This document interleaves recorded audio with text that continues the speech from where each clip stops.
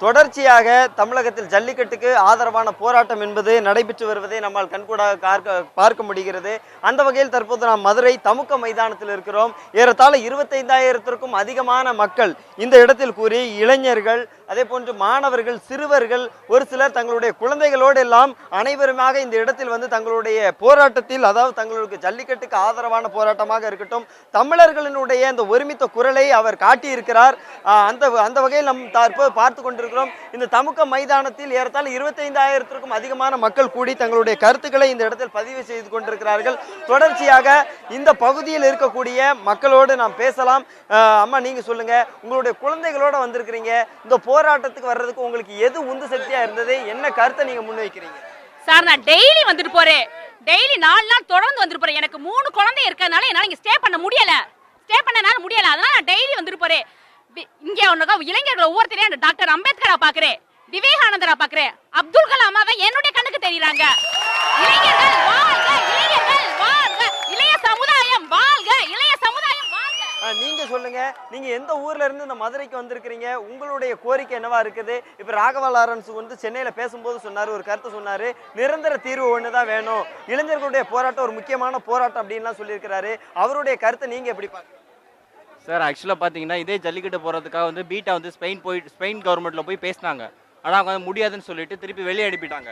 ஆனால் பார்த்தீங்கன்னா இந்திய கவர்மெண்ட் மட்டும் பார்த்தீங்கன்னா பைசாலாம் வாங்கிட்டு, சென்ட்ரல் கவர்மெண்ட் பைசாலாம் எடுத்து பீட்டாக்கு வந்துட்டு அலோவ் பண்ணிட்டு மிருகவதை தடை சட்டத்தில் வந்துட்டு பார்த்தீங்கன்னா இந்த ஜல்லிக்கட்டை வந்துட்டு சேர்த்துருக்குறாங்க. நம்ம வந்து மிருகத்தை வந்துட்டு எதுவுமே நம்ம வதை பண்ணுறதே கிடையாது. வந்து பார்த்தீங்கன்னா தமிழை பிடிச்சிட்டு கட்டி பிடிச்சிட்டு தான் வந்துட்டு போகிற மொழியே ஸ்பெயினில் நடக்கிற மாதிரி அது வந்து கொள்றது கிடையாது.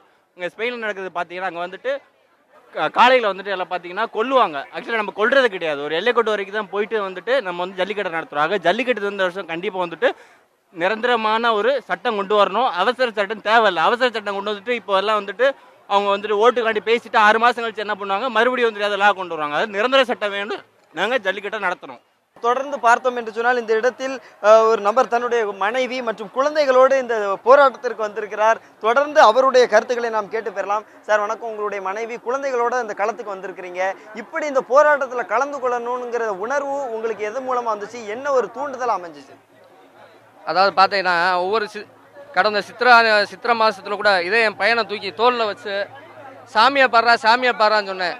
இன்னைக்கு வந்து அதே பையனை தோளில் தூக்கி வச்சு என் இனத்தோட போராளிகளை பாடுறான்னு சொல்லி போராட்டத்தை கற்றுக் கொடுத்துக்க இருக்கான்.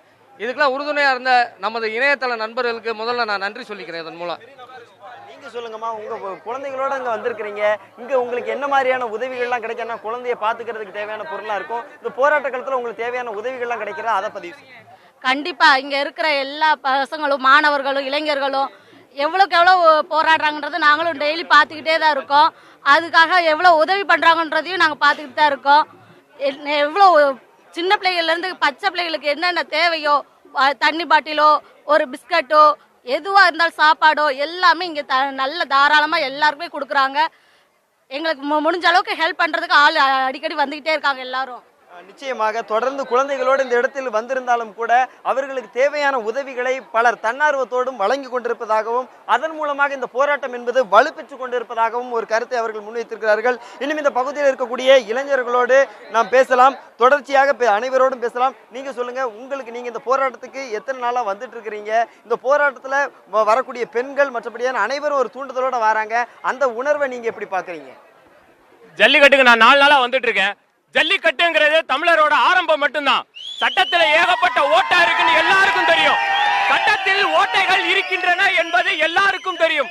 அப்படி என்றால் சட்டங்கள் ஒன்றொன்றாக திருத்தப்பட வேண்டும், மாற்றி அமைக்கப்பட வேண்டும். அதற்காக தமிழர்கள் மற்றும் இந்தியர்கள் போராடுவோம். நிச்சயமாக இன்னும் இந்த பகுதியில் இருக்கக்கூடிய மற்றவர்களோடு பேசலாம். சார், நீங்க சொல்லுங்க, உங்களுடைய கருத்துக்களை பதிவு செய்யுங்க. இந்த போராட்டத்தில் நீங்க என்ன கருத்து தெரிவிக்க விரும்புறீங்க? அதாவது I am a practicing lawyer, but how this I have joined in this unit, this is the hesitation. It is like a French புரட்சி, இது மெரினா புரட்சின்னு சொல்லிட்டு இந்த வரலாற்றில் எழுதப்படும். இங்கே யாருமே வந்து ஒரு இது ஸ்பிரிட்ல ஏற்பட்டது, ஒரு லீடர் கிடையாது. ஸோ இங்கே என்ன 4-5 நாளாக இருக்கிறாங்க.